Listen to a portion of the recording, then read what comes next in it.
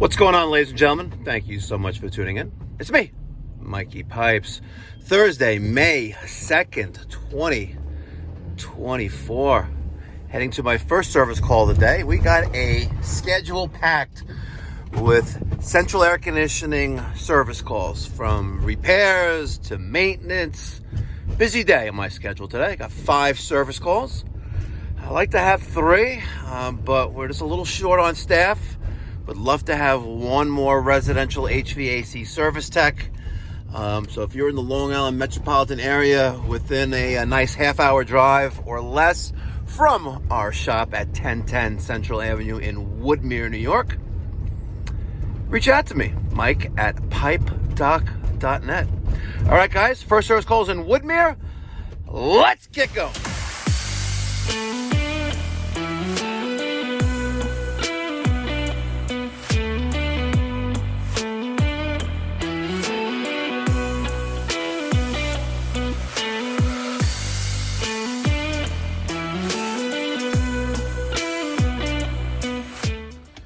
All right, guys, at my first service call, using House Call Pro. We got central air conditioning, not cooling. Let's go see what's going on. Good morning. How are you? How are you? Good. What's up? Pressure will start. Okay. Outside. Tell me what's wrong. Condenser. Okay. So Sunday I knew like it was going to start to get warmer, so I turned the AC on preemptive. Okay. As it started to get warmer in the afternoon on Sundays, I felt it like struggling. It was upstairs. Second floor. Yeah. First floor?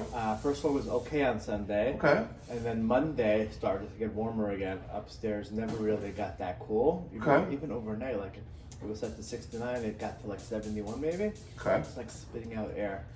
How does the airflow feel coming out? Does it feel weak, strong, like it normally is? Weak. No, it was weak. It was weak. It was not just the temperature, it was just like it was. Wasn't coming out with the same intensity like it normally does. It's not blowing hard. Okay. Right now I just have the fans on downstairs and up. Okay. So Monday by like. How does the fan feel now? Does the air feel like it normally is? The strength of the air? Yes. I think so. Yeah. Okay. So now it feels okay. Yeah, I mean it's like 67 here because I also left the window a little crack open. Okay. It's cool out. Yeah, now the strength is good. So what about upstairs? Upstairs, I'll check right now. Went But up to 79 degrees upstairs. Understood. what? He said it went up to 79 degrees. At the time, yeah, no, I'm asking Yes. him. He's asking me about the strength. So yesterday- Okay, now. Okay, let's see what the intensity is like now.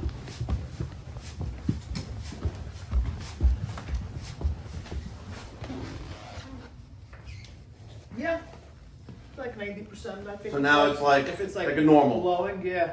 But before it wasn't. It was not this strong. No. Okay. Your filters are clean? Yeah, I do it Okay. every 3 months. So normally when you have a weaker airflow, most of the time, not every time, but most of the time, your system is frozen. The system is frozen because of a couple things. You have restriction of airflow, like a dirty filter, Right. or a dying motor, for example, and a motor is just not going to suddenly work again. Or you could be low in refrigerant. I know that we've added refrigerant to, Right, but the Bosch one is new, so that can't be that. well, it shouldn't be, Oh. correct. Okay. If it is, then that's on me, that's not on you. Okay. Now, I know we replaced the condenser last year for a second floor. That's for this one, Okay. yeah. So if it's low in refrigerant again and there's no leak outside, the leak's going to be inside. Got it. But I think we've been adding every year for you anyway. Previously, up to Yeah. last year, it was last spring we did we added and we did like one of those Yes. ceiling things. All right, so I'm That was going for to outside. So set the thermostat And to when cool. you say motor, is that the Blower in the attic. upstairs? Yes. So let's set the thermostat to cool. Set it to 60, and I'm gonna go check outside.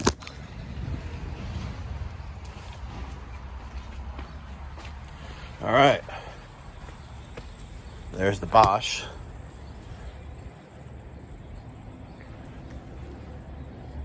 I swear things are so whisper quiet. And here's the Lux Air. Oh, nice sports court. So last year we installed this Bosch 3-ton. You can put these units on to normal air handlers. They'll work. They'll perform very well. This unit is running, by the way, in whisper quiet. Okay. There's our filter dryer. We installed it outside. We weren't going back inside like we normally do. And here's the other one. So they're both 410A systems. Let me get my tool bag, and we'll see what they're doing. All right, I have my refrigerant manifold hoses installed on the high and low service ports. And you can see that we are grossly undercharged. Grossly. Give power to that. We'll see what these balance themselves out like. Wow. Yeah, significantly undercharged. We've been adding refrigerant to the system for many, many years. And didn't want to pay for a leak search. And we were gambling that it could be the outdoor unit. We had a compressor failure last year. We're going to want to address this. The other system, nothing's on with it right now. Do we have a low pressure switch in there? We have a high pressure switch. I see that right there. But we do not have a low pressure switch. So let's put my ear up to it. And we have a hum. I don't know if you can hear that. We have a hum there, so let's take this cover off and let's check for power going to L1 and L2 on our contactor, and let's see if we see any visible shorts to ground. All right, so I removed the electrical compartment cover. I found that piece of the contactor just resting there. Our contactor is pulled in, as you can see. I got my Fluke multimeter set to read voltage and AC. And try to do this one-handedly. There's nothing there. Let's do shorts for ground. Let's put that right there. Let's tap our 2 leads together. Okay, and let's test for shorts to ground between come on. One of the lines and ground. Nothing there, nothing there, nothing there. See, we know that works. And they have the AMRAD dual capacitor with that CPT terminal. So we're gonna check incoming power. Let's see if there's a breaker here like the other one. Yes, there is. Ooh, that looks like it may be tripped. Let's turn that off. Let's carefully turn that back on.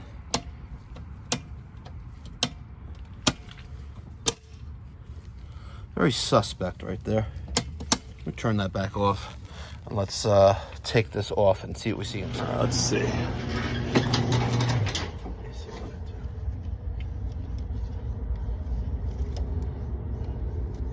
So you have a double breaker there, wall oven. That's on.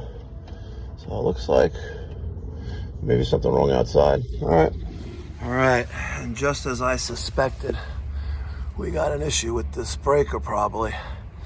I don't think it's instantly tripping because I don't see any shorts to ground. I didn't really check those wires there at the compressor.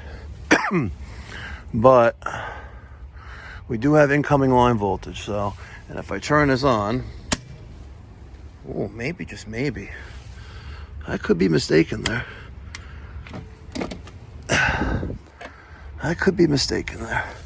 All right, check for continuity across this breaker. I have a probe on one of the terminal blocks that the outgoing wire goes to, or the load side of the breaker goes to, and there's our incoming right there, and we have nothing, absolutely nothing. We have a dead breaker. While we're here, let's double check for shorts to ground at those wires themselves. Okay, ground, and the other. See? And that's good there. Nothing to ground. Looks like we got a bad breaker inside this disconnect. All right, we're gonna replace this box. Turn the power off, there's no power. We're gonna do L1 to neutral. Nothing there, there's a little bit of phantom juice right there. And then L2 to neutral, same thing. And then L1 to L2 together. Nothing, so the power's off. I have a little piece of tape over the breaker, and I let everyone in the house know, don't touch me at the circuit breaker panel. All right, we have L1, L2 going to our condenser. We're gonna remove this ground wire. We'll remove L1, L2 from our circuit breaker panel and our neutral. We'll spin this off, and I got a breaker box right here. We'll put that in its place. All right, screws removed, wiring is removed. There it is. She was a good disconnect box until she wasn't.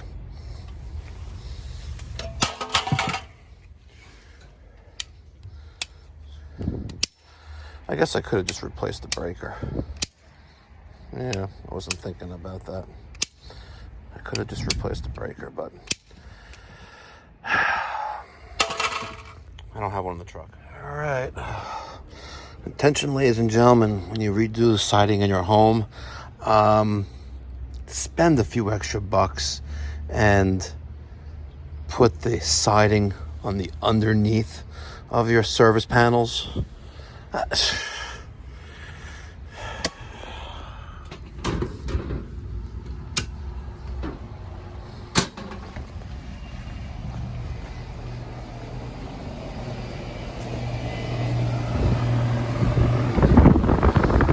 right, she's running. I already have some warm air being discharged out of there.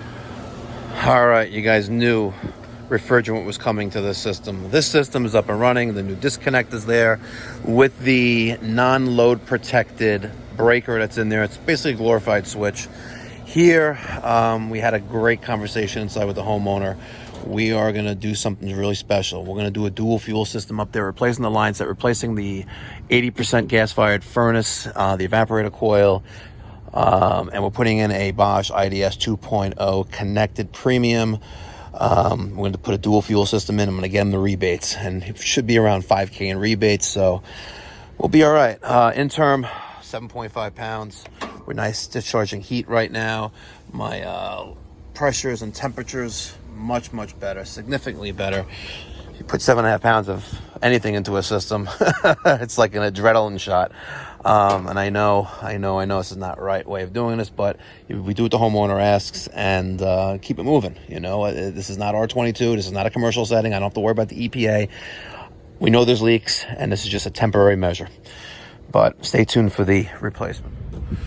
All right, ladies and gentlemen, thank you so much for watching. If you are in the Long Island, New York metropolitan area, there are literally thousands upon thousands of dollars available to electrify your home with brand new high efficiency, ultra efficiency heat pump technology. So if you're in the Nassau County, Queens area, give me a call, 516-348-6300. Let's have a conversation. And no, we don't jack up the price thousands of dollars. We put that money of the rebate back into your pocket.